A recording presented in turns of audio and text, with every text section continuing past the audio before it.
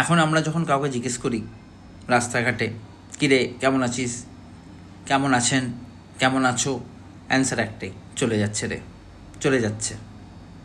আজ থেকে 20-25 বছর আগে, 30 বছর আগে মানুষকে জিজ্ঞেস করলে মানুষ অ্যান্সার দিত, ভালো আছি, ভালো আছি, তুই ভালো আছিস তো, ভালো আছি আমরা। কিন্তু এখন ম্যাক্সিমাম লোকের মুখে কিন্তু সেই কথা শোনা যায় না, সবাই বলে চলে যাচ্ছে। কেউ কেউ আবার ব্যঙ্গ বিকৃতি করে বলে বেঁচে আছি, মরি নাই।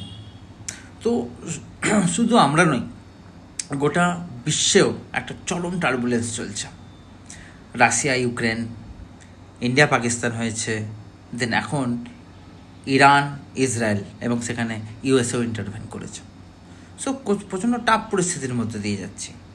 আমার বাবা যখন আমার বয়সে ছিল, বা তার থেকেও যখন ছোটো ছিল, তখন তারা এই বয়সে কত আনন্দ করেছে, বন্ধুদের সঙ্গে ঘুরতে গেছে, কাশ্মীর বেড়াতে গেছে, বিভিন্ন জায়গায় বেড়াতে গেছে, কত আনন্দ করেছে। আমরা সেগুলো ভাবতেই পারি না।